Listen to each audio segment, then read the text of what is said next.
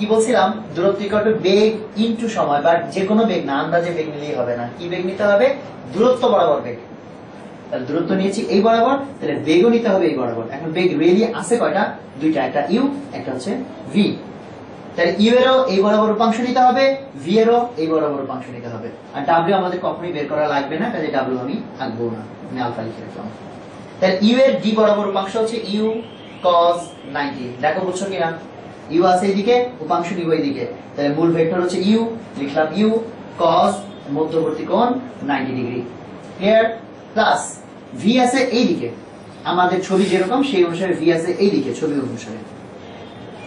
তাহলে ভি এরও লাগবে এই বরাবর উপাংশ, তাহলে আবার একই কথা, ভি cos মধ্যবর্তী কোণ। তাহলে দেখো ভি আছে এইদিকে, ডি আছে এইদিকে, মধ্যবর্তী কোণ লাগবে এটা। আমাদের ছবি অনুসারে মধ্যবর্তী কোণটা হচ্ছে 90 মাইনাস আলফা। দেখো ক্লিয়ার কিনা, কারণ আমাদের এই পুরোটা হচ্ছে 90 আর এইটুকু যদি হয় আলফা, তাহলে এইটুকু হচ্ছে জাস্ট 90 মাইনাস আলফা। আর তোমার ছবিতে যদি তুমি ভি এইদিকে নিতা, ভি যদি এইদিকে নিতা, ইউ এইদিকে, এবং এই কোণকে যদি বলতে আলফা, তখন কিন্তু তোমাকে লিখতে হইতো এই মধ্যবর্তী কোণটা, ভি এবং ডি এর মধ্যবর্তী কোণটা, এই কোণটা তখন লিখতে হতো আলফা মাইনাস 90। তুমি যেভাবে ধরো না কেন তোমার রেজাল্ট ঠিকঠাক আসবে, কোনো সমস্যা নেই। তা আমি এভাবে ধরছি, তাহলে এটা হবে ভি cos 90 মাইনাস আলফা। তাহলে দেখো দূরত্ব, নদীর প্রস্থ বরাবর দূরত্ব, নদীর প্রস্থ বরাবর বেগ ইনটু সময়। এখানে খুব সারপ্রাইজিং হচ্ছে cos 90 মান 0, এটা 0 হয়ে যাচ্ছে। জীবনে তো কতই 0 হলো, সারপ্রাইজ হওয়ার কি আছে? সারপ্রাইজ হওয়ার এই জন্য আছে যে স্রোতের যে বেগ সেটা অঙ্কের মধ্যে কোনো কাজেই লাগবে না, এবং এটা আমরা একটু পরে ব্যাখ্যা করবো, এটা খুবই চমকপ্রদ ব্যাপার। তাহলে টি ইকুয়াল টু থাকে ডি ডিভাইডেড বাই, এটা তো 0 হয়ে যাচ্ছে, থাকবে সে just V cos 90 minus alpha. cos 90 minus alpha মানে হচ্ছে sin আলফা। সো এটা একটা ফর্মুলা হিসেবে তোমরা মনে রাখতে পারো যে যে কোনো দিকে পার হওয়ার ক্ষেত্রে, যে কোনো দিকে পার হওয়ার ক্ষেত্রে সময় লাগবে কত, নদীর প্রস্থ divided by V sin alpha. যেখানে আলফাটা কি, আলফাটা হচ্ছে ওই যে আমরা নৌকা চালাচ্ছি স্রোতের সাথে, সেই নৌকা কতক্ষণ তৈরি করে। এখন আমাদেরকে বলছে কোন দিকে সাঁতার দিলে টাইম সবচেয়ে কম লাগবে।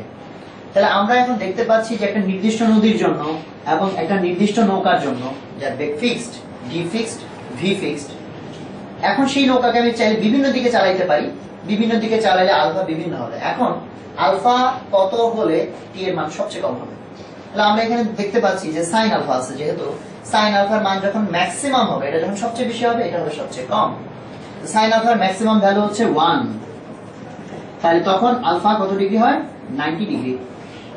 তাহলে আলফা ইকুয়াল টু 90 ডিগ্রি হলে টি হবে minimum, MIN for minimum. So T min মানে মিনিমাম টাইম লাগবে যেটা, সেটা হচ্ছে তাহলে ডি ডিভাইডেড বাই ভি।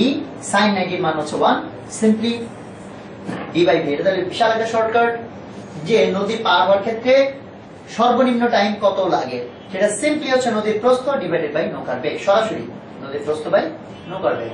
তাহলে আমাদের এখানে নদীর প্রস্থ ছিল 10 কিলোমিটার আর নৌকার বেগ ছিল ভি ছিল কত, 12 kilometre per hour, 12 kilometre per hour. তাহলে ভাগ করলে যা লাগে এটি হচ্ছে টাইম, সর্বনিম্ন সময়। সেই সাথে আর কি জানতে চাইছে, সর্বনিম্ন সময় নদী পার হতে হলে নৌকা কোন দিকে চালাইতে হবে। অলরেডি এটা আমরা করেই ফেলছি।